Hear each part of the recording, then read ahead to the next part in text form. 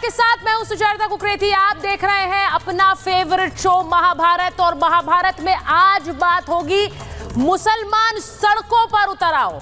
ये वाला बयान न जाने कितने नेताओं से आपने सुना है, उन नेताओं से जो मुसलमान वोटों की खेती करना चाहते हैं। सड़कों पर उतरे मुसलमान, ये वाली बात कही जाती है, लेकिन सड़कों पर उतरे मुसलमान क्या कल मुंबई में हो गया? क्या कल महाराष्ट्र में सड़कों पर मुसलमान उतर आए?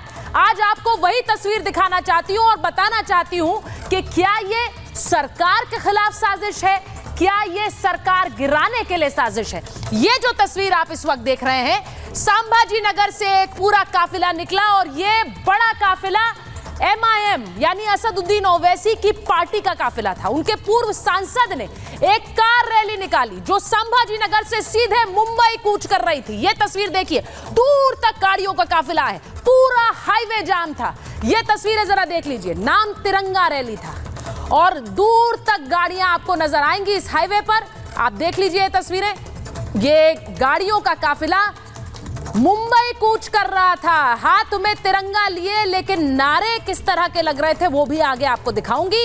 MIM ने ये मोर्चा खोला, देश के मुसलमानों को सड़कों पर उतरने की बात कहते हैं असदुद्दीन ओवैसी। कल करके दिखाया है मुंबई में करके दिखाया, जो तस्वीर आप इस वक्त देख रहे हैं। और इसी तस्वीर को, ये तस्वीर देखिए, अगली तस्वीर दिखाती हूं। दूर तक आप देखिए, ऊपर से ड्रोन से ली गई तस्वीर है, और पूरा हाईवे जहां तक देखेंगे इस गाड़ियों का काफिला है। ये कौन लोग हैं? ये वो लोग हैं जिन्हें लगातार असदुद्दीन ओवैसी और उनकी पार्टी कहती है कि इस देश में सरकार आपके खिलाफ है, इस देश में आपके मंदिर और आपके मस्जिद और मजार लेने की कोशिश की जा रही है, और इसीलिए सड़कों पर उतर जाइए। ये वो लोग हैं। एक और तस्वीर आपको दिखाती हूं। जब ये लोग मुंबई पहुंचे तो मुंबई में देखिए किस तरह से टॉर्च ऑन करके अपने फोन्स की मुंबई चक्का जाम हो गई। कल मुंबई पूरी तरह से जाम हो गई, क्योंकि इन्होंने एक पूरा जाम लगा दिया मुंबई के बॉर्डर पर। इन्होंने कहा कि मुसलमानों की आवाज सुनी नहीं जा रही है, और इसीलिए हम मुंबई कूच कर रहे हैं। अब सवाल यह है कि मुंबई वाला प्रयोग क्या दिल्ली में भी होगा? क्या ये मुंबई वाला प्रयोग दिल्ली यानी देश की राजधानी में भी होगा? क्योंकि बयान सिर्फ असदुद्दीन ओवैसी के नहीं आते हैं, बयान बहुत से और नेताओं के आते हैं। CAA, NRC, अब वक्फ पर भी ये बयान। आपको बताती हूँ पूरी खबर। ओवैसी, असदुद्दीन ओवैसी के पूर्व सांसद ये रैली निकाली थी। ओवैसी के पूर्व सांसद की रैली, महाराष्ट्र में हजारों कार्यकर्ता इसमें पहुंचे थे, हजारों कार्यकर्ता, जो आप भीड़ देख सकते हैं, तिरंगा और संविधान की कॉपी लेकर प्रदर्शन कर रहे थे। हाथ में तिरंगा था, संविधान की कॉपी थी। महाराष्ट्र के संभाजी नगर से यह मोर्चा खोला था, और उसके बाद मेगा रैली में 3 बड़ी मांगे रखी। मांगे क्या थी ये भी आपको बता दूं। जो आप तस्वीर देख रहे हैं इधर, नीतीश राणे की, नारायण राणे के बेटे, और महंत रामगिरी, इन पर एक्शन हो। इनके बयान मुसलमानों को उकसाने वाले, इस्लाम के खिलाफ और मजहबी बयानबाजी पर पाबंदी लगे, इन्हें जेल में डालो। ये मांग लेकर ये सड़कों पर उतरे थे। मौलाना अजहरी उनकी रिहाई की मांग कर रहे थे। मौलाना अजहरी कौन है? मौलाना अजहरी पर हेट स्पीच के आरोप लगे हैं। हेट स्पीच यानी नफरत फैलाने के बयान, और मौलाना अजहरी गुजरात के जेल में बंद है। ये लोग मुंबई कूच करके कह रहे थे इन्हें जेल से बाहर करिए।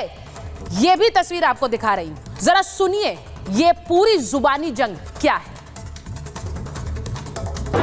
तेरे को जो भाषा में समझता है ना, वो भाषा में धमकी देके जा रहा हूं। हमारे रामगिरी महाराज के खिलाफ अगर कुछ भी मस्ती तुम लोगों ने किसने भी की, तो तुम्हारे अंदर आके चुन चुन के मारेंगे, इतना ध्यान में रखो।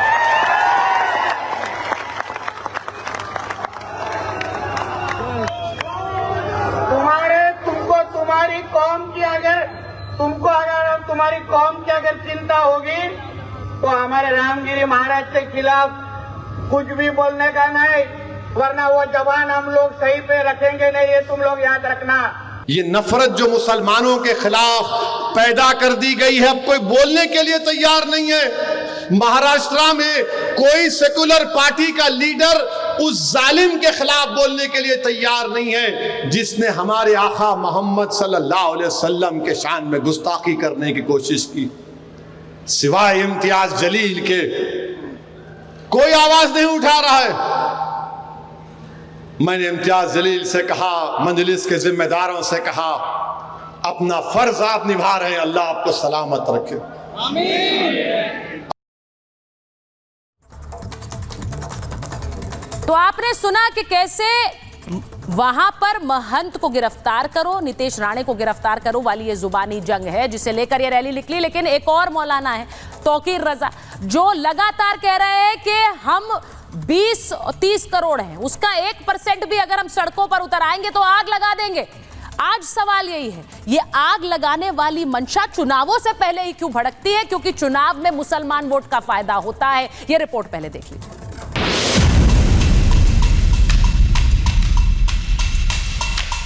मायानगरी की सड़कों पर हजारों मुसलमान, चुनाव से पहले भड़काऊ बयान की साजिश। ये भीड़ ओवैसी के एक आवाज पर जुटी है। आपको बता दें कि ओवैसी की पार्टी MIM ने महाराष्ट्र का चार्ज छत्रपति संभाजीनगर के पूर्व सांसद इम्तियाज जलील को सौंपा है। असदुद्दीन ओवैसी की पार्टी के नेता इम्तियाज जलील अपने साथी कार्यकर्ताओं को लेकर संभाजीनगर से मुंबई के लिए रवाना हुए। हजारों कार्यकर्ता कार, ऑटो और पैदल ही मुंबई की ओर चल दिए। मुसलमानों का बड़ा काफिला छत्रपति संभाजीनगर से चला तो शिरडी, मालेगांव, कालागांव पहुंचते पहुंचते काफिला बड़ा होता चला गया। सड़कें जाम कर दी, न चालान का डर न प्रशासन का। लेकिन पुलिस ने सभी को मुलुंड चेक नाका में ही रोक दिया, तो विरोध में कार्यकर्ताओं ने भी सड़क पर जाम लगा दिया। जिसके बाद हालात बिगड़ते देख पुलिस ने कार्यकर्ताओं पर लाठी चार्ज कर दिया। आपको बता दें कि MIM के चीफ असदुद्दीन ओवैसी वक्फ बिल के खिलाफ पूरे हिंदुस्तान के मुसलमानों को जोड़ने निकले। ओवैसी पहले प्रयास में CAA पर फेल हुए, दूसरे प्रयास में NRC पर भी फेल हुए। अब ओवैसी तीसरे प्रयास में वक्फ बिल को पकड़ रहे हैं। वक्फ पर ओवैसी पास होंगे या फेल, ये तो समय बताएगा। मोदी जी आप हारेंगे, अब एक के बाद एक आप हारेंगे इंशाअल्लाह ताला। कश्मीर जाएगा, हरियाणा जाएगा, महाराष्ट्र MIM जीतेगी और आप भी जाएंगे। महाराष्ट्र में होने वाले विधानसभा चुनाव से पहले रामगिरी महाराज और नितेश राणे के बयान के बहाने MIM विधानसभा चुनाव की जमीन तैयार करने में लगी है। अगर कुछ भी मस्ती तुम लोगों ने किसने भी की तो तुम्हारे अंदर आके चुन चुन के मारेंगे, इतना ध्यान में रखो। ये नफरत जो मुसलमानों के खिलाफ पैदा कर दी गई है, अब कोई बोलने के लिए तैयार नहीं है। मुसलमानों का कहना है ये अभी ट्रेलर है, पूरी पिक्चर बाकी है। ये दावा इसलिए क्योंकि ओवैसी की एक आवाज पर मुसलमानों का जो हुजूम सड़कों पर उतरा, उसे देखकर सियासी गलियारों में भी हलचल तेज है। लेकिन इन सब के बीच महाराष्ट्र MIM के डिप्टी चीफ सैयद मोइन रात के अंधेरे में विवादित नारे लगवा रहे हैं। ओवैसी जब टीवी या कैमरे के सामने बोलते हैं तो भड़काऊ नारों से तौबा करते हैं, लेकिन ग्राउंड पर उनके नेता भड़काऊ बयानबाजी करने से किसी को रोकते भी नहीं। हम जितने भी हैं, अगर सिर्फ 1% घर से निकल आए, दिल्ली कुछ करने का ऐलान किया, हाथ में तिरंगा लेकर अपने मुल्क की मोहब्बत का इजहार करते हुए, नरेंद्र मोदी जब तक इस्तीफा नहीं देगा तब तक धरना खत्म नहीं किया जाएगा। ओवैसी की पार्टी मुसलमानों को लेकर सड़कों पर उतर आई तो उधर मुस्लिम वोटों की सियासत करने वाले तौकीर रजा मोदी सरकार के खिलाफ बोल रहे हैं, सरकार बदलने की ख्वाहिश रख रहे हैं। तौकीर रजा देश में अराजकता फैलाने की कोशिश कर रहे हैं। अगर तुम पर हमला कोई करने आए तो सबको कुछ ना कर सको, एक को पकड़ लो, सब तुम्हें मारते रहे, तुम उस एक को तब तक मारो जब तक वो मर न जाए। वहीं सियासी गलियारों में भी हलचल तेज है और वो इस तरह का बयान देकर यूपी का माहौल ख़राब करना चाहते हैं, देश का माहौल ख़राब करना चाहते हैं, जो संभव नहीं है।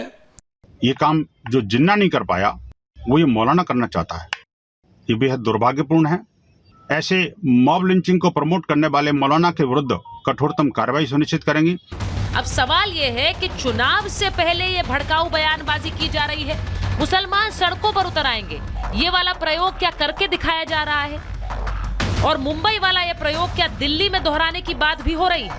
मुंबई हो या दिल्ली, सरकार के खिलाफ ऐलान जंग के मायने क्या हैं? Bureau report, Republic Bharat.